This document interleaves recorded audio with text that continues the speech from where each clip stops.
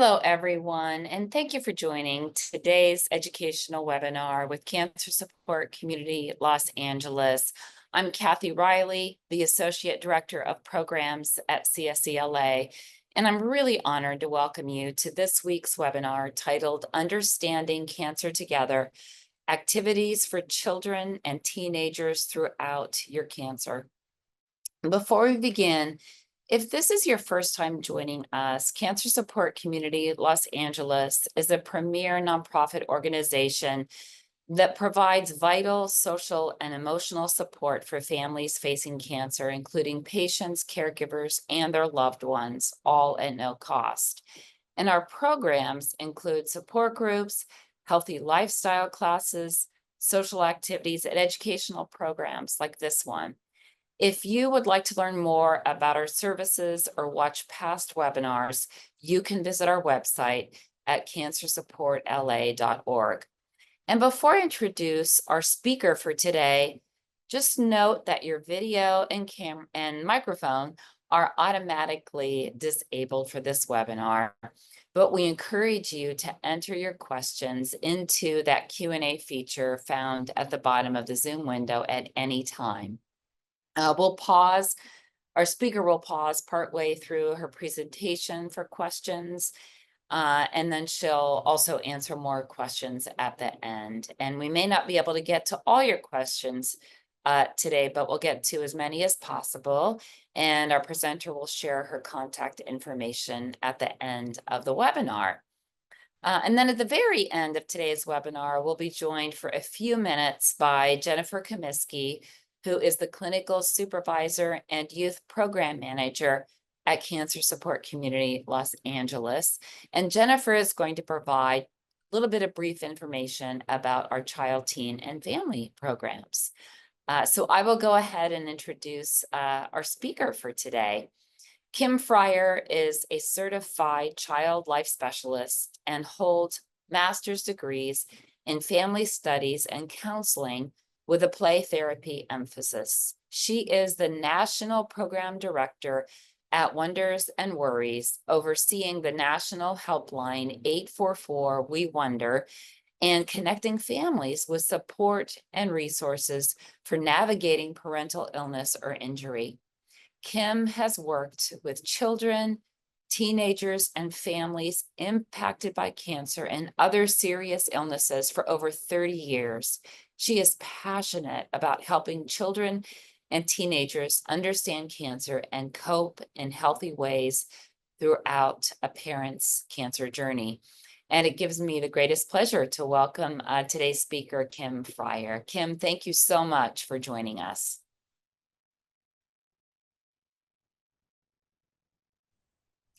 Sorry, I had an issue with coming off video. Hello, everyone. I'm so happy to be here. We'll see you on the other side of the presentation. Okay, perfect. I'm going to share my screen and we will get started. So, thank you so much for that introduction, Kathy. And I want to jump in.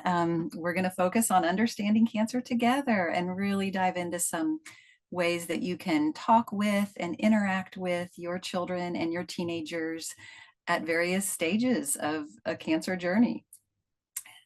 There's my cover slide. And then just a real quick note about Wonders and Worries. We are a nonprofit as well, and we provide free professional support to children and teenagers throughout a parent's serious illness or injury so that they can reach their full potential. About 80% of the families we work with are dealing with a cancer diagnosis, a parent or direct caregiver having a cancer diagnosis, but we do work with illnesses other than cancer as well as injuries. Okay, so just to give you kind of an idea of what to expect as we go through this content today, I'm going to start with the benefits of honest and ongoing conversations, because those honest and ongoing conversations really are the cornerstone as you dive in and maybe try some of these activities with your children or teenagers at home. It's a way to not only talk further, but a way for children and teenagers to process what you're talking about, as well as for them to maybe put into words or to show you in new and different ways what might be on their minds. So we'll start with that piece, and then I'm going to jump into various activities as well as books that we love to use to kind of pair with activities. And that will be broken out into a kind of newly diagnosed focus, ongoing treatment focus, if a relapse has occurred, or if it's a metastatic illness kind of from the beginning of the diagnosis, and then if there's no evidence of disease. And just know, regardless of what kind of phase you may be on in your cancer journey, the activities that I share in each of these categories can very much be adapted really for any category. Okay, so let's start with the benefits of honest and ongoing conversations. And this is a question that I get from parents all the time. And I absolutely love just talking with parents and helping them just think about, what are the honest reactions? What are their honest thoughts and feelings about having conversations with their children? And they regularly ask, do I really need to tell my child what is happening? I don't want to scare them. And that is such an important and common natural reaction. We want to protect our children. We don't want to cause harm. We don't want to make the situation more challenging. And so what I regularly tell parents is your child will be impacted by the situation, regardless of whether you're talking about it or not. They're tuning into all the things, and you all know that they're impacted. Not talking about it just creates a situation where they're trying to cope in isolation or trying to cope on their own with what's happening around them. So I encourage parents to kind of push through that natural instinct to say, I'm not going to talk about this because I want to protect my child, but instead to say, I don't want my child to have to cope with this in isolation of me. And you can still absolutely protect your children in terms of helping them have that support and the age appropriate information. So we're going to talk about that. So this is a quote from one of our families. Dad is a pediatric oncologist and mom is a nurse practitioner. And this is Dad's quote saying, "It doesn't matter your background or experience. When you have to tell your child this kind of news, you want to do it in the right way. And we didn't know how. So we called Wonders and Worries." Why I like to share this quote is just to normalize that most parents don't know how to have these ongoing conversations. They often don't know where to start or how to continue, even if they do this type of work for a living day to day. And so utilizing your resources with cancer support communities, with Wonders and Worries, hopefully this webinar will really give you some additional thoughts and tools and words and activities that you can use when you're having these conversations. And then in this quote, he says they wanted to do it the right way, which is often where parents' minds are. But I hope you can hear me when I say there is no right way, or there are many, many right ways, I guess is a better way to say it. And it really is unique to your family, and you know your children best. And so just trust your instincts as you kind of take in information in today's webinar, and then adapt it and adjust it based on what your instincts are saying about your children and your family. And just know that there are many right ways. And if you mess up, which we all do as parents many, many times, that is okay, because you can revisit the conversation and just go back and say, I want to revisit talking about this. Or when I was talking about this with you before, I wish I might have said this or that. So we're not going to spend too much time in the kind of conversation part, because as we go through, I'll be adding pieces to that puzzle. But I really like breaking it down into this 4-step process when you're thinking about how to explain a cancer diagnosis. And this is for parents who, if you've had many conversations already with your children and teenagers, fantastic. You might just add something or revisit something. Or if you've not yet had any conversations, here's a template that might help you. So checking in with what your child either already knows or what they're understanding currently. Like, tell me what you understand about what's happening with my cancer treatment. Or if it's a first conversation, what have you heard about cancer? What do you know about cancer and how it's treated? And then explaining cancer in child-friendly terms. And I'm going to give lots of examples of this with some of the books I'll share. But kind of the short version is helping children and teenagers start to understand that there's a difference between our healthy cells and cancer cells, a difference in terms of how they act and what they do and the effect on the body. And then step 3 is clarifying common misconceptions. We're going to talk about that, common misconceptions that come up, but by having these conversations and by trying out some of these activities, you'll actually be more likely to tune in to misconceptions that your child might have. And then creating that environment for open and ongoing communication in your family, which that means, kind of creating a rhythm around it. I just encourage families to weave it in to the fabric of your family communication. It certainly shouldn't be the only thing that you're focused on. It shouldn't feel like, gosh, every time we come together, we need to talk about what's happening with cancer, but it also shouldn't feel like a big conversation every time. And so that might look like, if on Sundays you're talking about what the week looks like, and oh, you've got soccer practice, and the neighbor's going to take you to school on Tuesday, and I have my treatment on Thursday, so you're going to be picked up by this person. And then Friday I'll probably be more tired. You're just kind of weaving it into the other pieces of your family communication.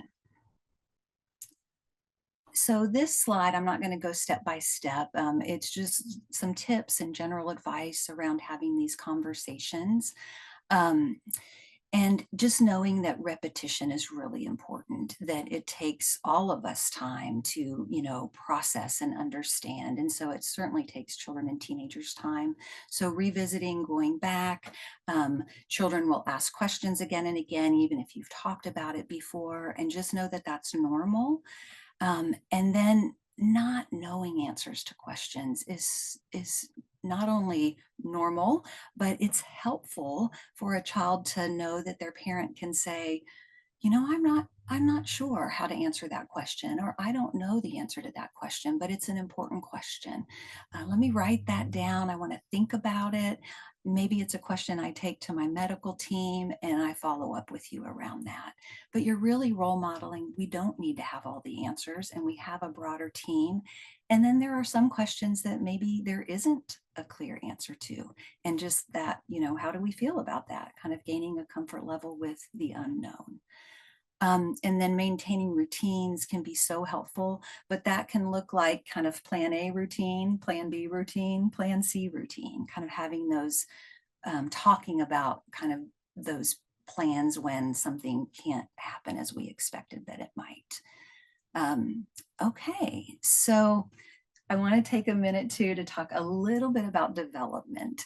And you all are, of course, experiencing your children's development every day, your teenagers' development every day, and you know them best. And so I absolutely love learning about children through the eyes of their parents. And I'm going to share some resources at the end, Wonders and Worries free resources, but we have an app that you can download that's free, and it has a lot of developmental information in it. And then I know Cancer Support Communities also is an incredible resource for developmental information.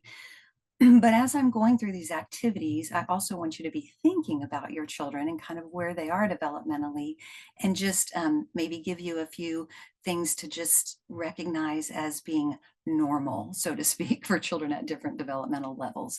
So for our toddlers and preschoolers who are in a stage of pre-operational thinking, magical thinking, and highly egocentric, which means in that pre-operational stage, preschool children have learned how to kind of use symbols so things can represent other things, which is a ton of fun for them. So like a broom can be a horse, the floor can be lava. And so their imagination really, really takes off. But then it can be tricky because they're still in this phase of magical thinking, which means they can't fully differentiate between what is real and what is imaginary. So that magic wand on that show that they've watched, that cartoon character, that idea of a monster, those are very, very real to preschool children. And it's difficult to help them recognize kind of the difference. But it can also be a really beneficial thing because you can dive into fantasy with them and they process a lot of things through fantasy. So don't worry if your preschool child, like you've been trying to help them understand what's happening and then they change it all up in their play. That's how they process, and it's very developmentally appropriate. And then, of course, the egocentrism is they cannot experience the world in any other way except through their eyes. And so it really is thinking about how is this impacting them in their day-to-day. And as I go through these activities, you can think about which ones might work best for your young children. And I'm happy to answer questions about that. And then our school age children, so they're in more of this concrete operational stage of thinking, which really means they are going to learn best by being able to see and touch things. And that's why adding activities, hands-on kind of science experiment type activities, can really help them process because they can manipulate and see and understand in a way that just hearing the words doesn't, provide for them. They're very, very logical. They're also very literal, which means something that we say. I have a lot of examples, but like even the word stretcher, like a stretcher at the hospital, we're going to take this patient on the stretcher. I've heard many children say, why are they stretching this person? Or I've said before, oh, your dad's being moved from that room, the room that he was in the intensive care unit to the floor. And then, then children being the floor, why would they put him on the floor? So, of course, explaining what that means, but just thinking about the words that you might be using and then asking your children, checking in, like, tell me what you understood, or how might you describe to a friend what we've been talking about? And then adolescents, our teenagers, they're in that formal operational stage of thinking, abstract thinking, which basically means they can think about what other people are thinking about, which is why they can feel very, very self-conscious and really want to be able to fit in. But then they can hypothetically think about all the different scenarios, and they often jump between future scenarios and the present. And so being aware of that and recognizing that as you are talking with them and they're responding to things you're doing. Okay, so if you're like, I really want more guidance around how to have difficult conversations with my children, and maybe you're at a new stage or phase, maybe you're just starting on the cancer journey, or maybe there's something brand new that you're facing, this is one of our free WonderChat webinars that you can access through that link there, and it specifically focuses in on how to have difficult conversations and gives you lots of tips and tools. So initial diagnosis, let's jump in. How do I even begin to start this conversation? So we love this activity that we call the Wonders and Worries jar. And again, it can be used at any time in a cancer journey, but it's really beneficial when you're starting to just kind of open up conversation. So what you would need is a jar. It could be a jar like this. It could be a spaghetti sauce jar, it could be a pickle jar, it could be a bowl, it could be a box, just any kind of container. And you can decorate it, have your kids decorate it so it could be used kind of going forward. And then strips of paper, different colors, just white paper, crayons, pens, and markers. And then you're really just introducing this idea that when somebody's going through cancer treatment, there's lots of things that we might wonder about and things that we might worry about. And this is a place where we can capture those questions and those worries. And so with questions, it can be just, sitting down as a family and just talking about questions. I'm going to mention some books where children in the books ask questions. So that could be a starting point. Maybe you have the same question as this child in this story.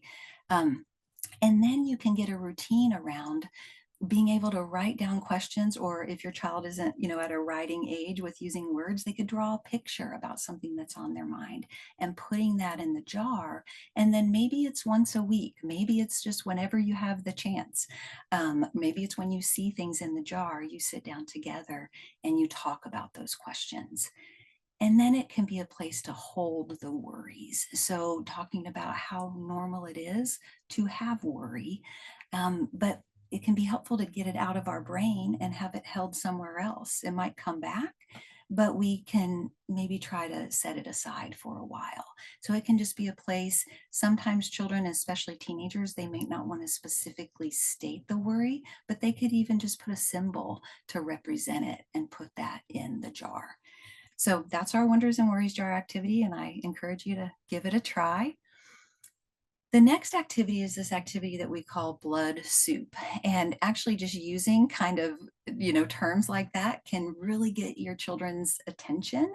If you say, oh, I learned about this activity today called blood soup that apparently lots of kids really enjoy. The idea of this activity is to really kind of make something concrete to be able to talk about the impact of chemotherapy on the blood cells. And there's a little video here. I'm going to play it just to kind of get us in the mood of talking about the blood cells. So I think this is like a 50-second video. Let me give it a play. Blood. 10 pints of life force, coursing through thousands of miles of arteries, veins, and capillaries. Those blood vessels carry blood to every other organ, keeping them functioning and thriving.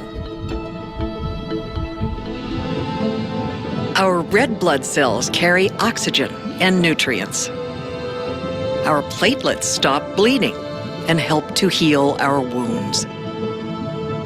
Our white cells protect us against infection. And the yellow liquid plasma in which they are suspended carries an array of proteins that regulate bleeding and clotting. So that's just a great starting point, and it may just be something that you have in your mind, but you may want to share that video with your, elementary school and older kiddos, and then talk about how you can do this activity together using red hots that would represent red blood cells, using the little mini marshmallows to represent white blood cells, using rice to represent the platelets, and using Karo syrup to represent the plasma. And of course, you can change it up. You don't have to use exactly these components. And then having like little baggies or a bowl or a cup or a jar to put everything in. And then talking about how chemotherapy, as smart as it may be, and it's getting smarter all the time, its goal is to destroy cancer cells. But in the process, it doesn't always know the difference, and it can destroy other fast-growing cells. And our blood cells are fast-growing cells. So if chemotherapy is going through the body to focus on those cancer cells and destroys some red blood cells, well, what could that mean? And so talking about those side effects that you might be experiencing, asking your child, what do you notice about the way that I feel when I have my treatment? And talking about those blood counts. Some children get really interested in, what was your blood count? What are your white blood cell counts looking like? What are your platelets looking like? And then you can relate decisions that you're making to those blood counts. And your children will even oftentimes join in with this, like, Dad, I don't think you should come, to the school today because I know you said your white blood count is low. So it's probably better if you avoid crowds, but I'm going to take a picture and send that to you. So by doing this activity, you can represent and they can represent kind of what's happening in the moment with your blood cells and just have more conversations around it. And then optional is to add nerds to represent those cancer cells. So they could add those in. You can talk about, if you have a leukemia, then you could talk about the cancer cells in the blood, but you can also talk about where those cancer cells are in your body. So that's our blood soup activity. And then I want to pause and talk about some books. So a few words about the books as I go through them. These are in no way all inclusive. There are so many wonderful books to utilize, and we have a comprehensive book list on our website, but we're still missing books that I'm like, oh, that's not on our website yet.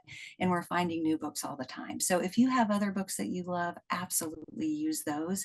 In each section, I'm just going to highlight 3, or in some sections 2, of kind of our go-tos and a little bit of information about them so that you know how we might use them. But use these books in the way that works for you.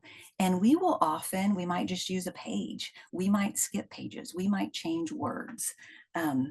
You might get a book and just read it yourself, so you have some language, and it might not be something that you feel like your child would be interested in, or they tell you, I'm not interested in that. And then I'm going to give you kind of an idea of the age range for each book, but just know that you can use these books with children younger and older than that age range and just adapt it. So this first book, Butterfly Kisses and Wishes on Wings, I would say is better for children around age 4 to 10. And we often use this book just for the teaching part, because it shows a really nice kind of drawing that can be used with young children of healthy cells and cancer cells, or kind of what cancer cells might look like. But it's also really helpful to pair with that Wonders and Worries jar activity. It's a beautiful conversation between a mother and her son as he's asking questions. And he says, I wasn't sure what cancer was, so I asked my mom, what is cancer? She said it isn't like a cold or a cough or even the flu. She said it's hard to explain. I asked her to try anyway. So this is a great book to read and then talk about the questions that your child might have. The next book is Someone I Love Has Cancer, or What Happens When Someone I Love Has Cancer. And I would say it's great for children about ages 6 to 11. It uses Legos, which are a really wonderful tool, as a way to talk about building blocks, our cells being building blocks in our body. And it talks about our healthy cells, and says cells are like blocks, but they put themselves together. One really cool thing about cells is that one cell can turn itself into 2 cells anytime it wants. Whoa, pretty cool, right? And then it goes into every cell has a job, but talks about that sometimes a broken cell gets made. It looks weird, acts weird, and doesn't know what its job is. The only thing it remembers is how to make more cells. Nobody caused this cell to break. It wasn't anything the person ate or did wrong. Sometimes cells break. So then it talks about how our healthy cells can often get rid of those broken cells, but sometimes the broken cells keep making more and more. And that's when it can cause a problem. And those broken cells all, kind of being increasing throughout the body is called cancer. So the other thing I really like about this book is this character, Mia, and her stuffed animal, Stuart. So Stuart adds a lot of humor and just really normalizing the story for children, where Stuart has questions and kind of adds that he's made of stuffing and he doesn't have cells and that kind of thing. So this is a wonderful book. And then the third book shown, I don't actually have my hands on it, but I want to tell you about it. It's The Year My Mother Was Bald. And it is ideal for, I would say, about 11 and older, all the way through the teen years. It has pages that show little paper clips on the pages that are meant to be teaching pages. So there's a page just about chemotherapy. There's a page about JP drains. There's a page about radiation, a page about surgery. So you could use it just for those pages, and we regularly use it for that. And then the whole book is a journal written by a tween girl when her mother was going through cancer treatment. And so it's her thoughts and feelings and experiences. And so you could also read excerpts from the journal or give it to your child to read through. Okay, so let's jump into ongoing treatment and some activity ideas around ongoing treatment, some hands-on things. And here's a question that we often hear. Why is your hair falling out if the medicine is supposed to help your body fight the cancer? And so this goes back to those side effects and those fast-growing cells. So one activity that we have regularly used is called the DOT method. And I didn't mention this with the blood soup activity, but many of these activities are not Wonders and Worries activities. They're activities that have been used by many child life specialists throughout over many years. So I'm a child life specialist. If you're not familiar with child life, we're basically child development specialists who work with children impacted by illnesses or injuries. So in the child life world, we'll share lots of activity ideas, and blood soup is one of those. And then this idea of kind of this dot method is another one. And one child life specialist, who actually is one of our registered Wonders and Worries providers, she created this book, The Dot Method, and you see it there. And it's a wonderful resource. If you're someone that like, oh, I would love to have that resource and have it right here in my hands, you can order that and it will step you through. It's an interactive tool that you can use with your children at home. But you can also do this activity without having that booklet. And the way we do it is you just need paper and markers. We use those bingo daubers, those bingo dot markers, but you can use just a regular marker. And have your child help you think about the colors that you might want to use for the blood cells. So again, you can do, red blood cells, white blood cells, and platelets. And so they can help you put those healthy cells on the paper. And then have them choose a color to represent the cancer cells. And you could scatter the cancer cells around like you see in this picture, or put them in one place. And this is an opportunity to talk about maybe where the cancer cells are in your body. And then there's lots of ways you could do this. Some children, it's fun to blindfold them, especially if the cancer's in one spot. Or you can set a timer. They can decide, like, do they want 10 seconds or 15 seconds? And then they pick a pen or marker to X out as many cancer cells as they can. So the idea is that they're the chemotherapy, that pen is the chemotherapy going in and getting rid of the cancer cells. But at the same time, you'll notice that some of those X's cause some damage or some problems with the healthy cells. And so this is also a great opportunity to talk about the impact on hair. And why is it that sometimes chemotherapy causes hair loss? Because our hair cells are fast growing cells, and the chemotherapy doesn't always know the difference. And I'll often say, if that's a side effect, that's actually a sign that the medicine is doing exactly what it's intended to do, which is destroy fast growing cancer cells. But we're seeing that side effect with the hair cells. And then optional scissors, if your treatment involves surgery, it can be cutting out those cancer cells, and your child can do that. And this next activity is actually very similar in terms of thinking about surgery. So this next activity would be using play foam, or you could use Play-Doh, or really you could use tinfoil, anything that makes sense, clay, model magic, have your child help you brainstorm if you want to just kind of figure out what you have at home. Have an outline. It could be like a gingerbread, style gingerbread man, woman type outline, or a body outline like this on just a plain kind of neutral skin tone color paper. And then draw a heart, or have your child draw a heart and cut that heart out. And the idea is to start with, on the heart, to capture things that represent the person going through treatment, their special qualities, their traits, their interests, and write those on the heart, things that you love about them, that your child loves about you if you're the person with cancer. And then that's going to be, kind of set aside, but you can show that, this heart doesn't change as we go through this activity, that things about this person don't change even as they go through the various types of treatment. And then we often use this activity if a parent is going through breast cancer treatment, and especially if they're going to have a mastectomy. So then the child can create the breasts from the play foam or the Play-Doh, and then they can choose a different color to represent the cancer cells, a different color of the play foam, or could use pony beads or something else that is put in the breast to show the cancer cells. And then they can perform surgery and remove those cancer cells. If it's a lumpectomy, remove the breast. If it's a mastectomy, and just, go through that process of having that hands-on experience. Something to be aware of that, these activities can be a great opportunity to kind of check in. What does your child understand? To share more information about what has happened or what is going to, what's expected to happen. But then often children will turn it into something completely new and different. And that is absolutely normal. It's developmentally appropriate.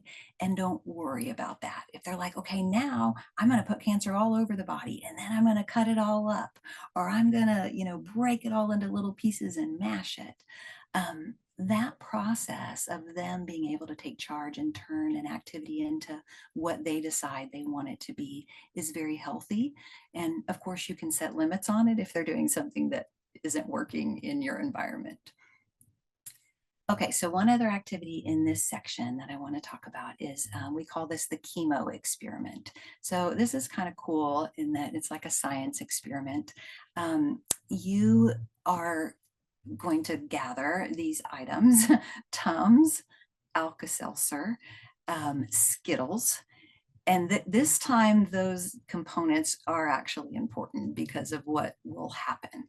And then have some kind of clear container, a glass or a jar or a cup, but something that you can see through, and then some water. And you could have some colored dye like food coloring for the water, or it could just be regular water.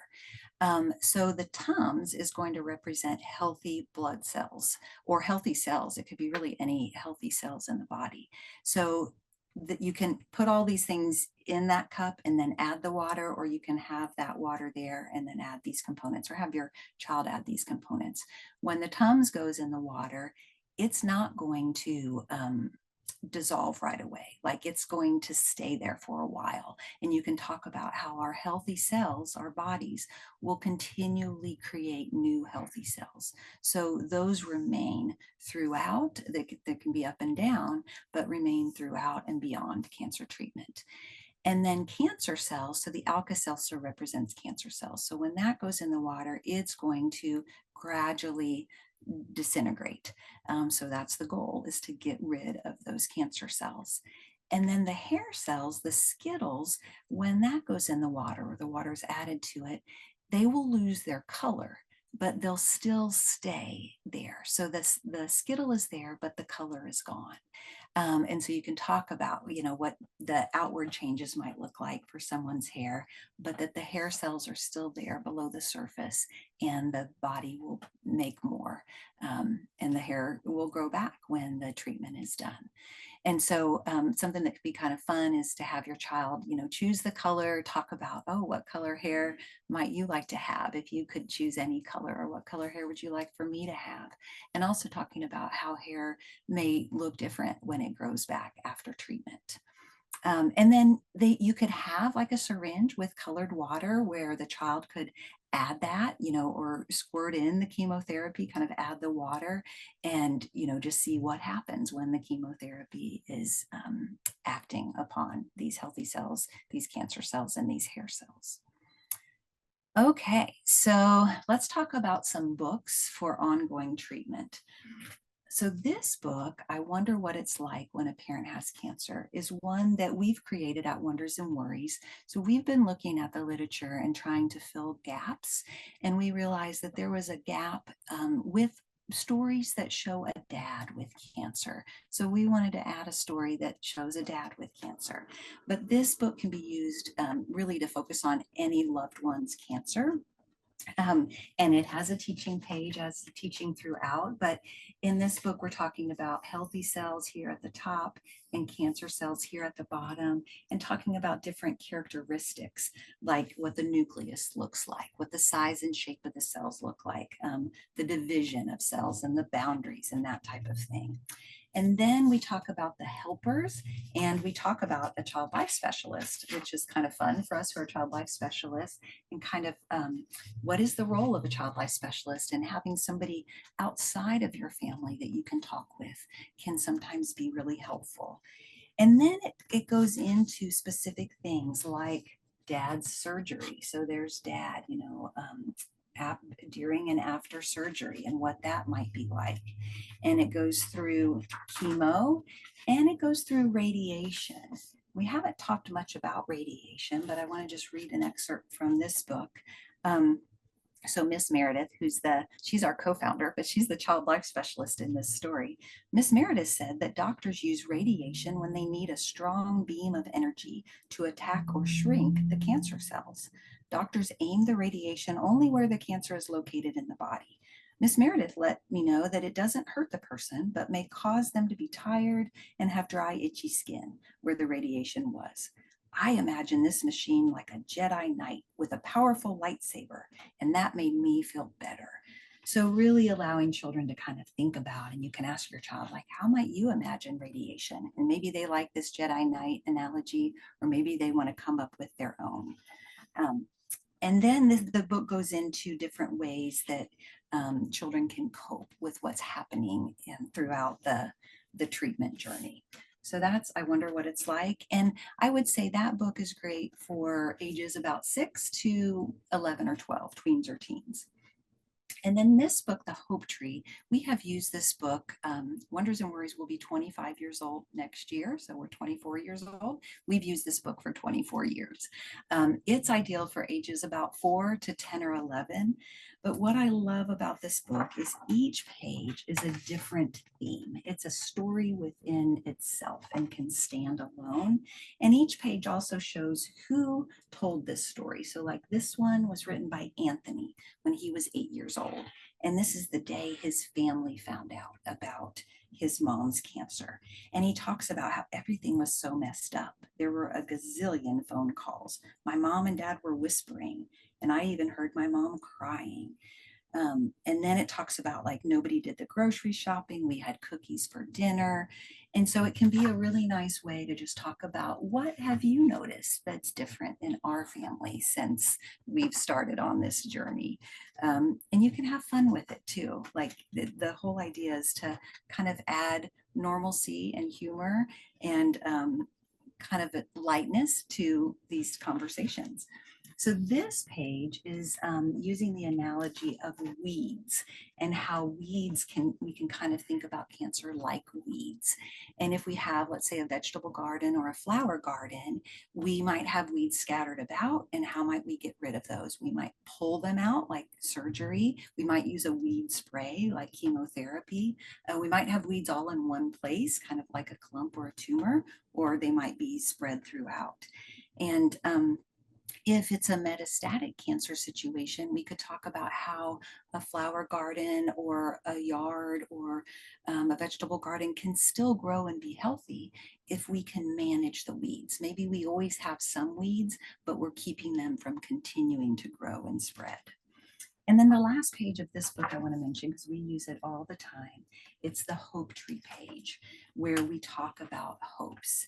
And just an excerpt from this page, even when I'm scared or when my mom is very sick, I can still have hope. Hope for her to get all better, hope for her to have a good day, and hope for me to feel less afraid too.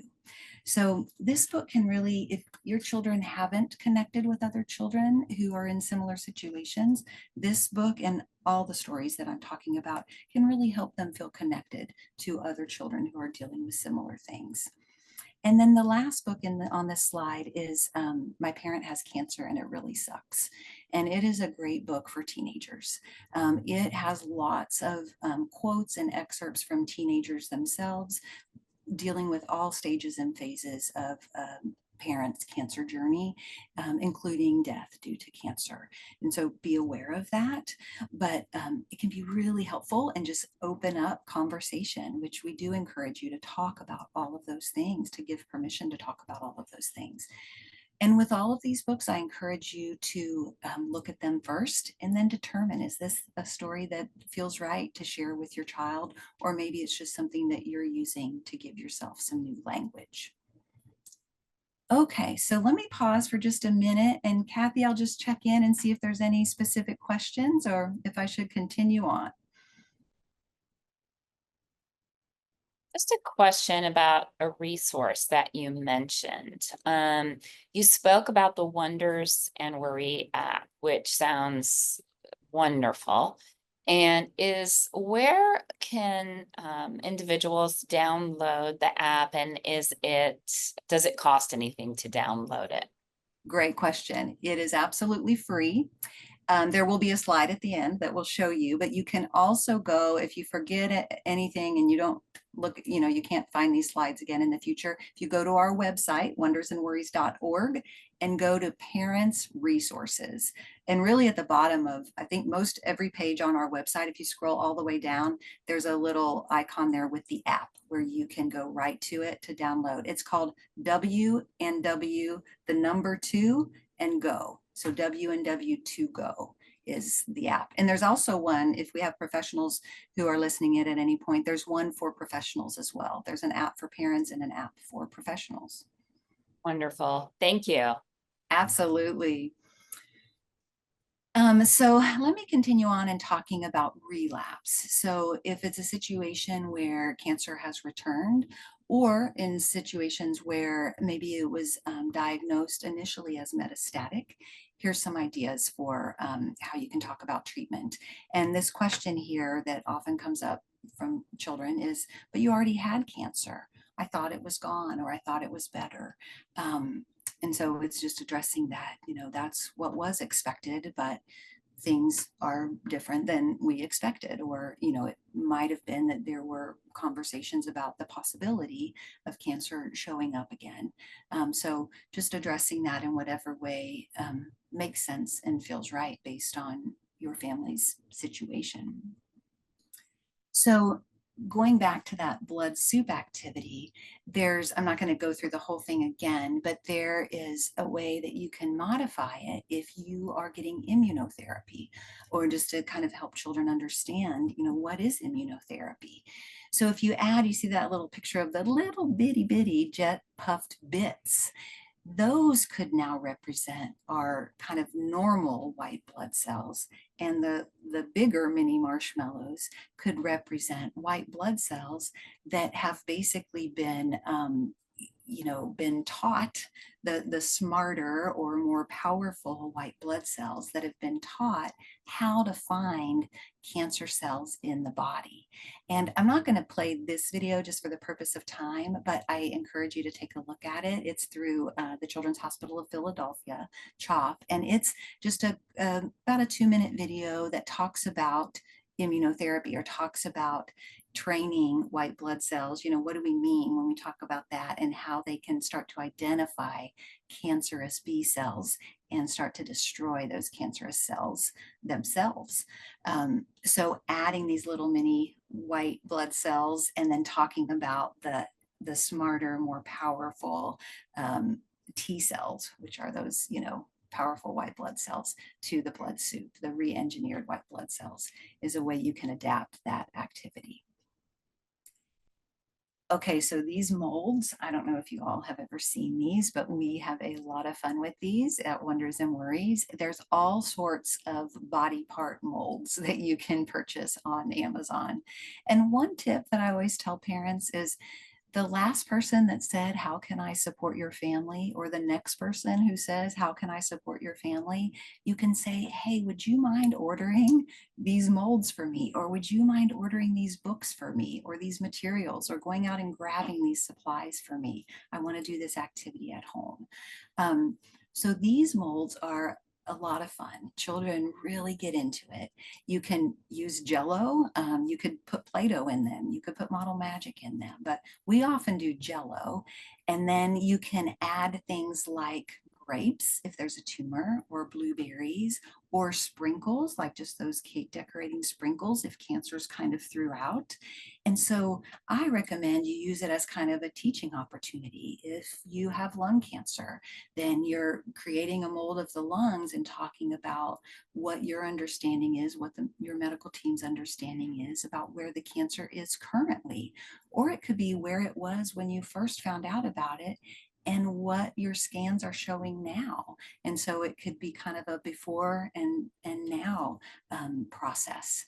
And so it's creating the mold, have your child do this with you, adding kind of the cancer pieces, and then them performing surgery.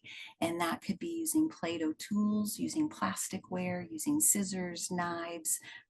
Let them think about what they want to use. They might use tweezers, they might use toothpicks, Q-tips, all sorts of different things.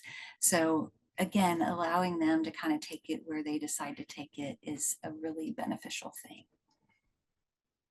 Okay, so this is just an opportunity to think about ways you could help children understand what it might feel like for somebody who's experiencing side effects. And of course, if you are that person, you can think about, oh, wow, how can I explain this in a way that might make sense and can help with that kind of egocentrism that children naturally have, but it's putting them in the shoes of the person that's experiencing a side effect that is likely pretty challenging. So with weakness and fatigue, having something that makes it difficult to like pick things up, this could also apply to coordination, having them put on oven mitts and trying to write something or do something with their hands, making something heavier than usual. So a colleague of ours, she used to have these tubes of toothpaste that were replaced with lead. So she had, I don't know exactly how she did this, but she had some volunteers that basically created tubes of toothpaste filled with lead and had children pick up that toothpaste that felt like lead and they'd be like, oh, wow, this feels so heavy. Well, that's what it might feel like for somebody that's experiencing a lot of fatigue, maybe because they have a low red blood cell count, maybe because they're recovering, for lots of different reasons that fatigue might be there. But you could just add kind of weights, so to speak, to different things to make it feel a little bit more like what it might feel like to the person experiencing the side effect.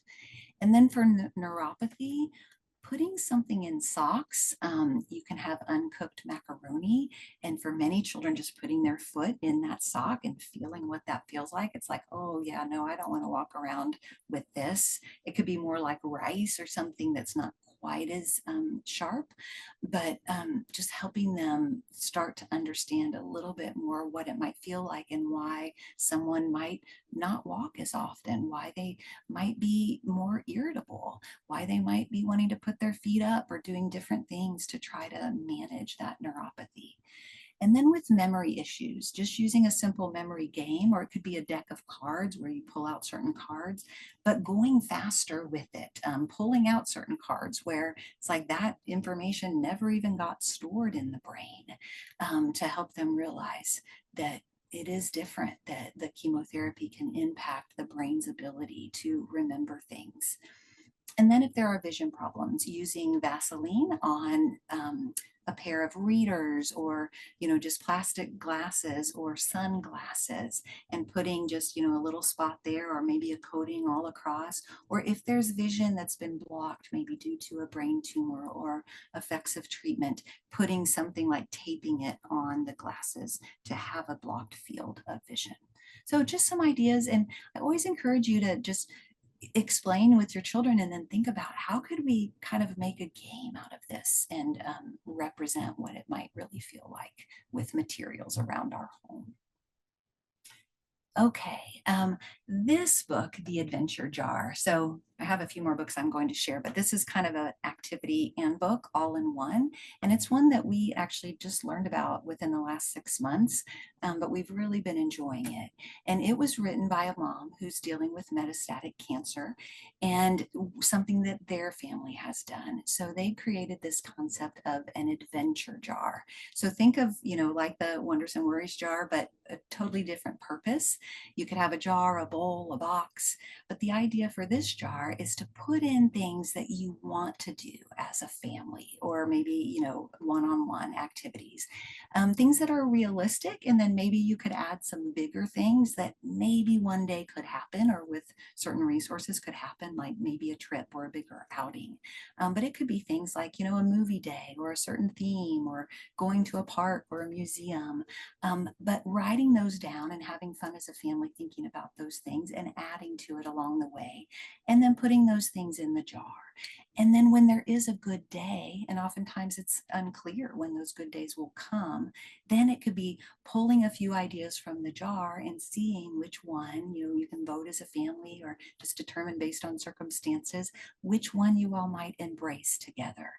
And then if there's a time where you're like supposed to do something and it has to be canceled, it could be, oh, let's add that to our adventure jar so that hopefully we can do that in the future. The book itself is a free download. You can order it and have the hard copy in your hand, or you can look at it online. And it has great resources. As I'm going through these activities, I'm very aware that for many of you, it may be like, oh my gosh, Kim, like you're giving me homework, basically. You're asking me to gather these items and do these things, and I don't even have energy to do my normal day-to-day.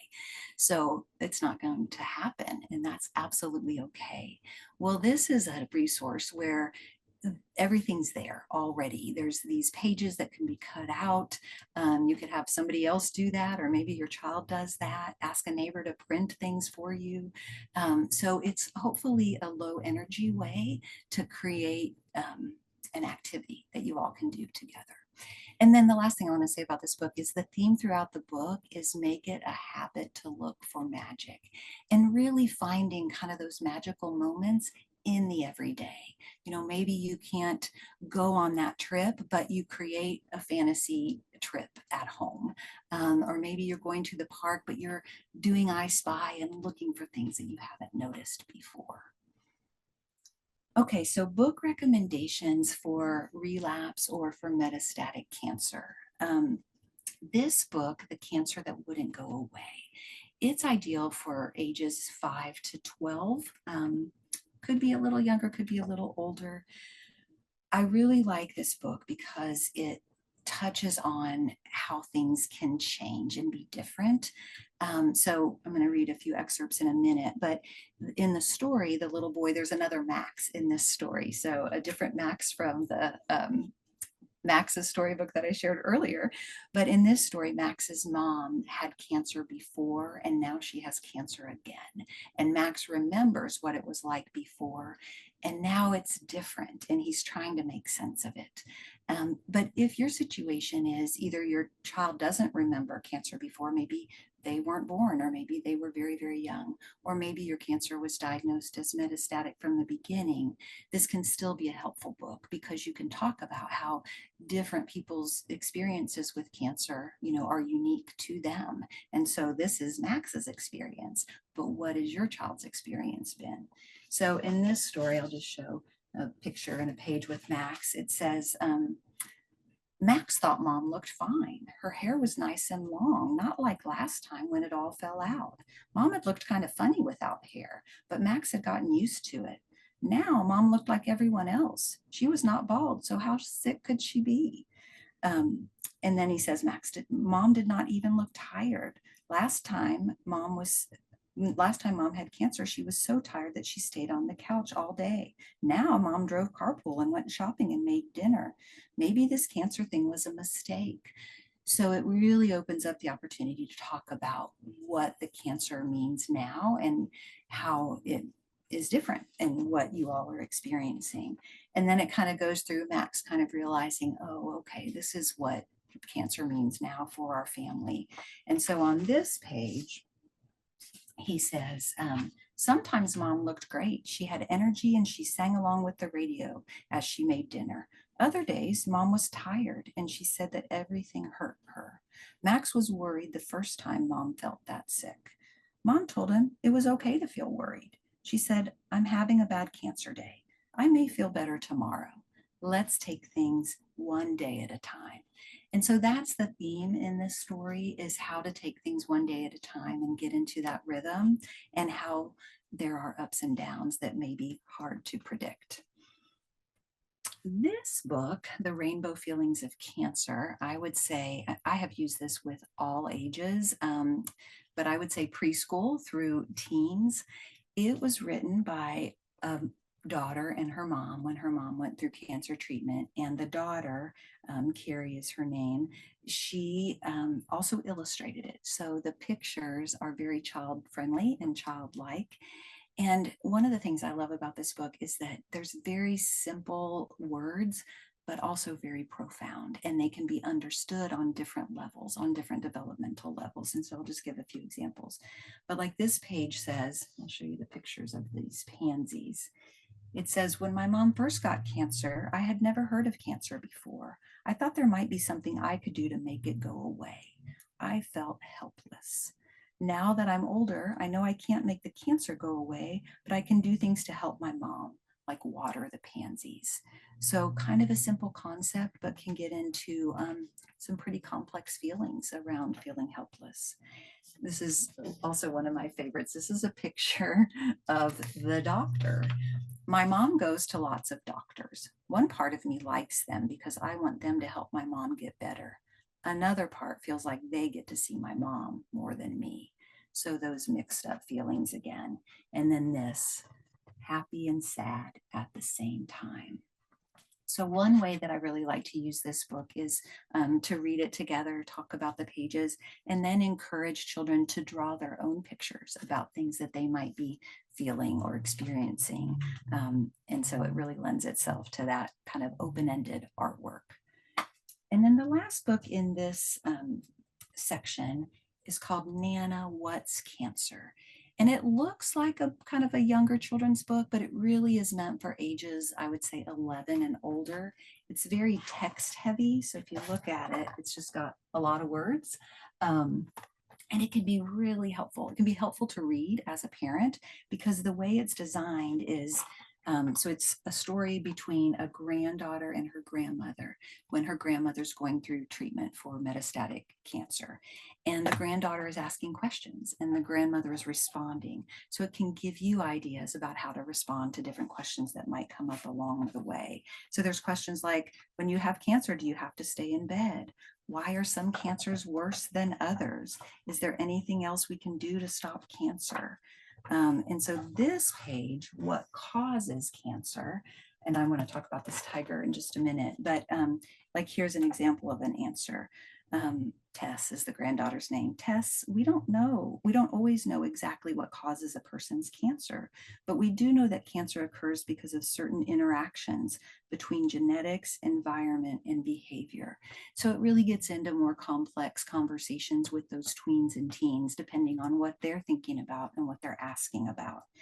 And then this idea of the tiger is another analogy that can be used for metastatic cancers, where the grandmother is saying, you know, here's another way to think about cancer. It could be described as a tiger that has escaped its cage. Picture him prowling and growling right in front of you. And the granddaughter says, that sounds scary. And the grandmother says, it doesn't have to be scary, especially if you know what to do. You may want to run away, but that won't help the situation. We want to get the tiger back into the cage. And so really thinking about how to contain the cancer and keep it from continuing to grow and spread, like I was talking about with that weeds analogy. Okay, so there's another WonderChat for parents, and these resources, these WonderChat for Parents resources are also on our website under Parents and Resources, and there's a section there you can just click on WonderChats for Parents. But this one is focused on helping children and teenagers understand when a parent has an incurable illness. So for individuals dealing with a metastatic cancer, it really is focusing on that chronic phase. If it's a situation where the illness isn't expected to go away, but it's also not an end of life situation. So how do you support your children in that phase? So I encourage you to check that out if that might be helpful for you. And then the last section is no more treatment, no evidence of disease, we'll also say, or we might say NED. And then a child might be like, or a teenager like, who is Ned? What are you talking about, NED? So let's talk about when you might be in that stage, and hopefully, if you're there, can be there for the, you know, for the foreseeable future, where there's no evidence of disease. But what might happen for our children and for us when you're in that stage, a couple kinds of cautions, and you may have already realized this. It's very common for this to be a time when feelings actually come out pretty strongly, where they emerge pretty intensely. And I've heard many parents say, well, my children seem to cope much better when I was going through treatment, and now that my treatment's over, they seem to be maybe acting out or behaving in ways that I wasn't expecting. That's normal. And you may feel that way too, because when you're kind of taking action and going through a treatment plan, you're focused on that plan. And then when things calm down, it's kind of like, allowing those feelings that maybe you pushed aside to come up. And then we're going to talk about how our nervous system can kind of be set on high alert, and it's hard to get out of that state of high alert. This activity, the let it go balloons, it can be done in lots of ways, but the idea is to really focus on those things that are coming up regularly, maybe those worries that keep surfacing, or those what ifs. What if this happens? What if this happens? It can be a common place to kind of get stuck, or those strong feelings that are emerging. And so if you have balloons, you can have your child blow them up, you can blow them up, write on them with a Sharpie, and each balloon can represent those, a what if, a worry, or a feeling. And you have as many as you want to have and have available. You could also write on strips of paper those what ifs and put them inside the balloon and then blow it up, and then, kind of put something on the outside to represent what's in that balloon. And then the idea is to pop those balloons, to kind of destroy those what ifs, those worries, to let them go. If you used helium balloons, it could maybe be a balloon release kind of activity. It could be using scissors to pop, trying to sit on them to pop. Some children do not like this. It creates more stress. So if that's your child, it's okay. Or if that's you, you don't have to introduce this activity in this way if it's going to create a lot of stress. But it can also be a lot of fun for children that enjoy kind of that unexpected pop, and it can feel pretty cathartic. You can create games obviously with it.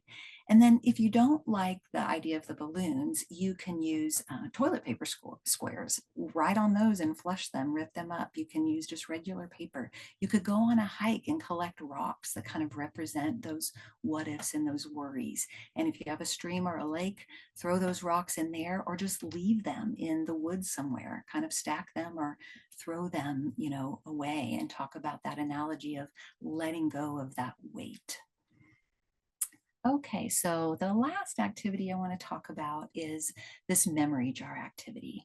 This opportunity, and just throughout parenting, I encourage all of us to capture moments in time or seasons in time, because our children will never be at that same age, that same stage. Our family will never be in that exact season again. So this is an opportunity just to capture that time.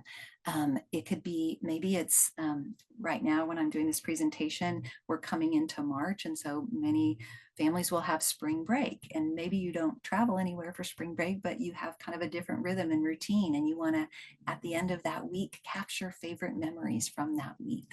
Or maybe you want to capture memories from a whole year, at the end of a year. So the idea of this is to get salt. So I recommend like the sea salt, so the thicker salt granules. Salt's really inexpensive, and so you can get a lot of it. And then have paper plates, or it could just be pieces of paper, and have your child put, just different amounts of salt on each paper plate, and then use regular sidewalk chalk and have them think about a color to represent a memory. So you can each be thinking about different memories. And then let's say maybe that blue is when you got to go swimming for the day. And so then the child takes that blue chalk and they rub it in the salt, and it will color the salt. That color looks like the picture that you see. And so that blue salt then represents that day at the pool. Maybe the orange salt represents a movie that you watched together, or a hike that you did. And so then your child can layer the salt in a jar, or any type of bottle that you save and empty out. And then I recommend writing down, having like a little key that you could have on a card that you tie with a ribbon to the bottle, or you could write it on the bottom, what the colors represent and the memories that they represent. Okay, so a few books for this kind of stage of no evidence of disease. These books can be used anytime, but they're really beneficial at this particular point in time. So The Bear Is Not There. This is a book by Sarah Olsher. So she's the same author, and it's the same Mia that we talked about before. I love all of Sarah Olsher's books, so you can go to her website and look at her various books. But what is so helpful about this story at this point in time is it really does focus on the nervous system, but in very child-friendly language, and talks about how our brains are wired to protect us. but sometimes our brains get confused. Sometimes they overcorrect. And especially when we've gone through something like cancer treatment or anything that's kind of scary or challenging, where our brain can start to think that that's about to happen again or is happening again.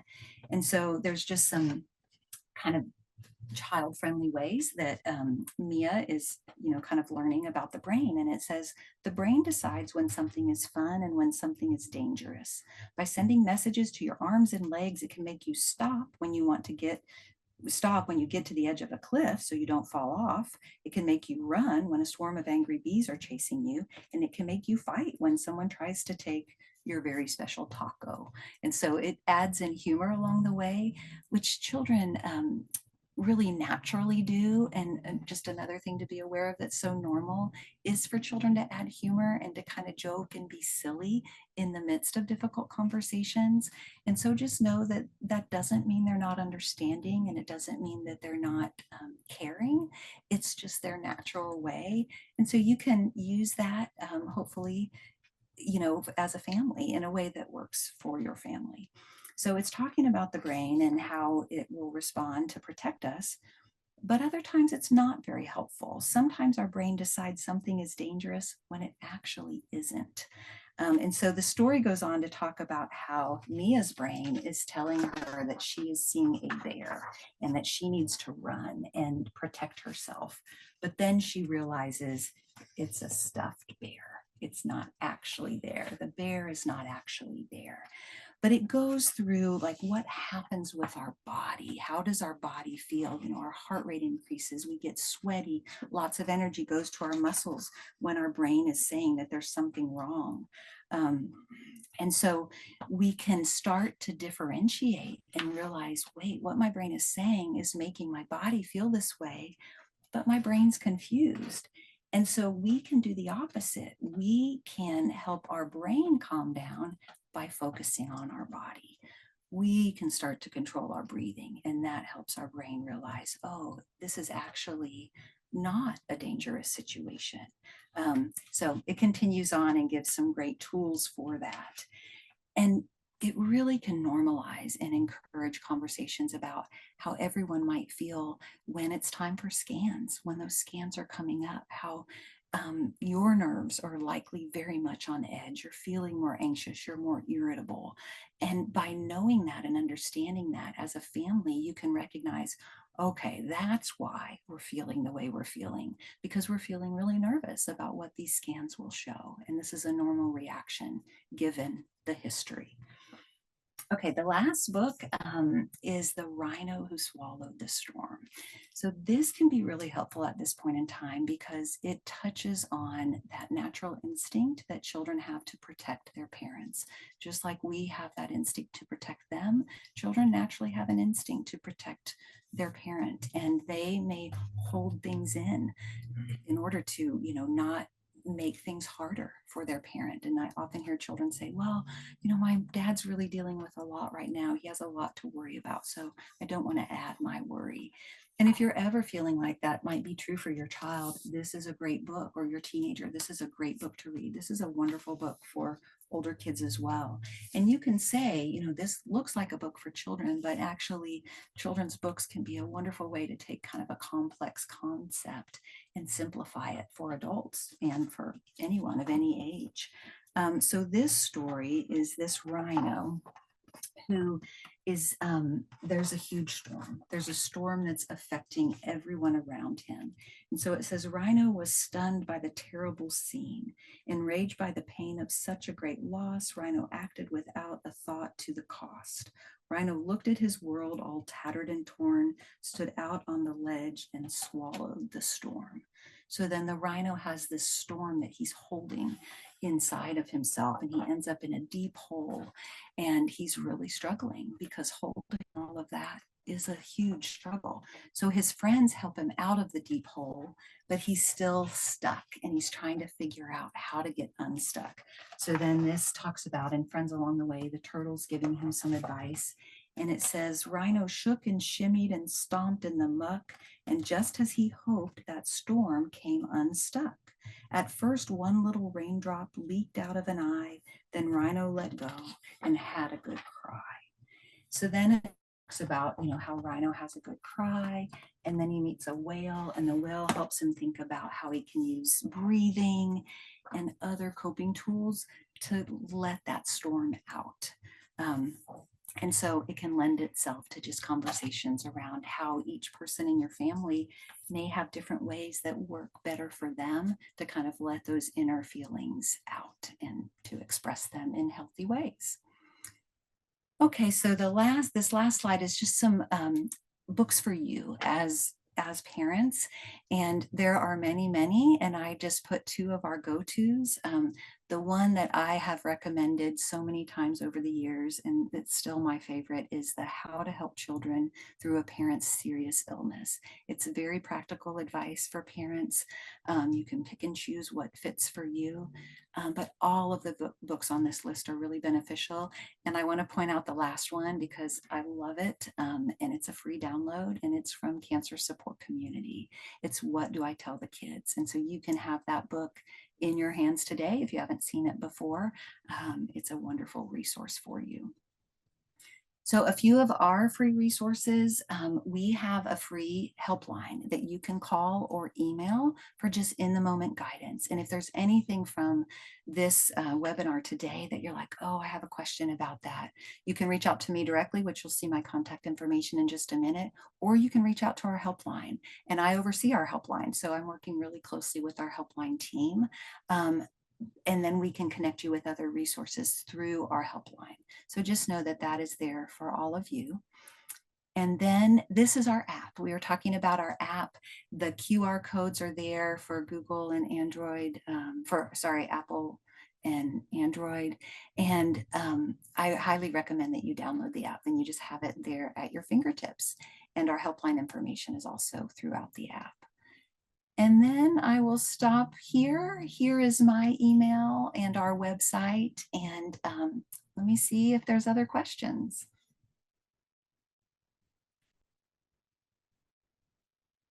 Thank you so much, Kim. We have a few minutes for questions, so we invite you to add your questions into that Q&A feature at the bottom of your Zoom window if you have any. Kim, we received a few questions at registration, so I think I'll start with one of those. Okay. And we'll go on from there. Perfect. So there was one question, which is so interesting to me. How do we help a firstborn child from taking on a more parentified role after losing a parent to cancer? Oh, that's such a great question. And I want to broaden that because this happens whether there is, a loss or whether it's in the midst of treatment, that it's very common for older children. It could be any child in the family, but for older children especially, they will put themselves in those roles, right? They on their own are doing that. And as a parent, you're trying to help them kind of be a child. So I really encourage you to have those conversations with your children and to kind of list out, kind of work together to think about, like, what are the responsibilities in our family? Like, what are the things that our family needs to do to kind of keep life going? And who are the people that used to do those things? And who are the people that are available now to do those things? And especially if your child's older, like I'd say elementary school, and certainly those teenagers, really just brainstorming all of it. And then starting to think about, like, and as a parent saying, like, there are certain things on this list that I don't want you to take responsibility for. I want you to be able to not be thinking about these things, to focus on these other things that are more, age appropriate for you, that allow you to continue to be 14, allow you to continue to be 12. But you are a very, very important part of this family, and you are a part of, helping us get through all of these tasks. And so let's just talk it through. And then you end up with a list of, here's different chores. And then your child can say, no, I really want, to take on the dishes or one meal a week. And you get to decide as a parent, like, do you feel like that's too much or not? And then just talk that through with them. And then it's an opportunity to also think about accessing other resources, because you might look at that list and be like, we don't have enough support around all of these things. Are there things on this list that we just don't do anymore? Maybe we don't care about, cleaning the house every week. Maybe we clean the house every other week, or wash the sheets, once a month. I don't know what it might be, but you may just say, we're going to change our expectations. And then we're going to look for other resources that can help, so that each of us aren't taking on too much as we go through this. And the last thing I'll say, Kathy, is it is really helpful, beneficial for children to be able to help, but in ways that are age appropriate. And so they do need to feel like they're contributing, but not, like with this question, not taking on too much, still being able to be the age that they are. Yeah. Thank you so much, Kim, for that answer. And you spoke so eloquently when you opened this session about the importance of speaking to children, because they're going to know something is up, and to sort of change our frame of reference to, I don't want my child to cope in isolation. And along those lines, what are your recommendations or advice for parents who might be on the different page about that, where one is ready to talk about the cancer diagnosis and the other is not? What advice do you have for us? Yeah. Um, One, it is absolutely okay to take some time around it. Like, it doesn't have to be, and going back to that, like, there's no one right way. It is giving yourself time to process, and kind of, you're probably never going to fully feel ready. Like, I don't know a parent that has ever said, oh, I'm 100% ready to have this conversation. So just know that you'll always have some sense of, gosh, I don't know if this is the right time, or if I feel ready. So you have to push through that a little bit, but you also absolutely can take some time for your own processing. And then if parents are on different pages, see if you can find some middle ground and really look at it through the eyes of your children, your child. So what is this child going to experience for sure? Maybe they're experiencing, the parent who normally took them to school is not taking them to school. Maybe they're experiencing, just what are they tuning into? And starting there, like, how can we help them make sense of that change by being honest? And that's a key, because most parents, when I talk with them, it is absolutely their goal to have an honest relationship, to have open, honest communication. It's more around, I don't want to put too much on my child. And so what I tell parents is, don't let cancer change your goal to have an open, honest, trusting relationship with your child. Don't give cancer that power to take that trust away that you are building and have been building between parent and child. And so it's trying to find that common ground and start with, what is affecting your child. And even just doing some open-ended questions, just, have you noticed anything different? What kinds of things have you noticed about our family? Anything that's new or different or changing, and kind of going at it from that direction. And one last thing I'll say, because it's really served me well as a parent over time, and many parents that I've talked with, that desire to protect our children, shifting that protection to protecting our relationship with our children.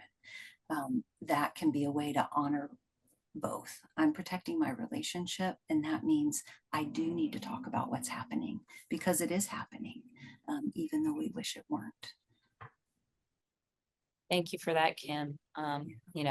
Such meaningful and important thoughts for all of us to take with us. And I want to thank you so much for being just present with us today, for the meaningful activities and tips, and just the great conversational way that you have of helping us to to understand what our children are going through. So thank you so much.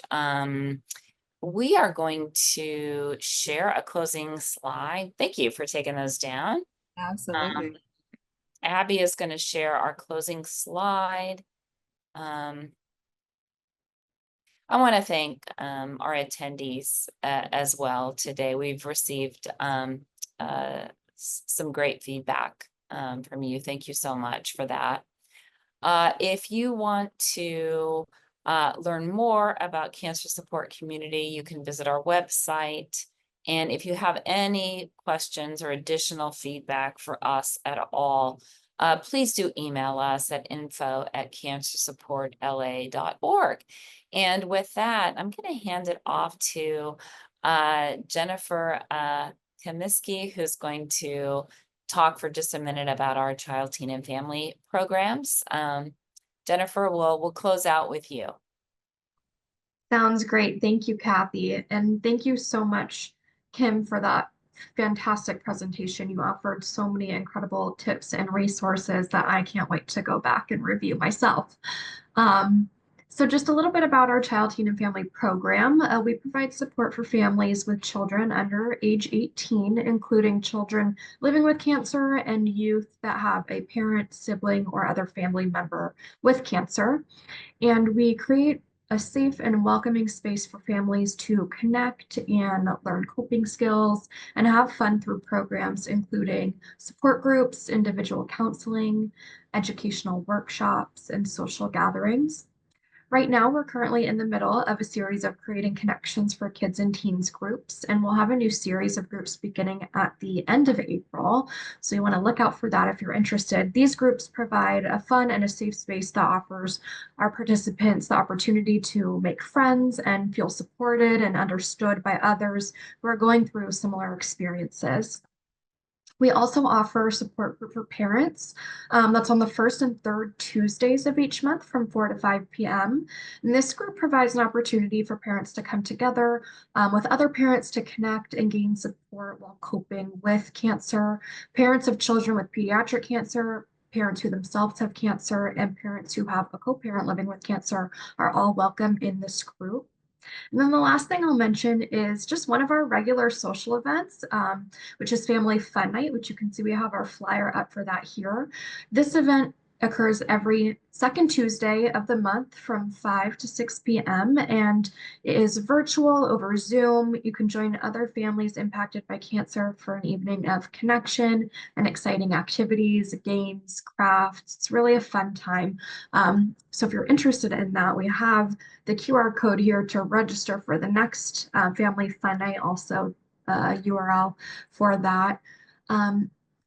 And if you have any other questions about our services in the Child, Teen, and Family program, please feel free to reach out to the info account here. The email address is on the screen, or myself as well. I'm happy to help guide you in getting connected to any of the services that we offer. Thank you. Thank you, everyone. Have a great weekend, and we'll see you at a future webinar.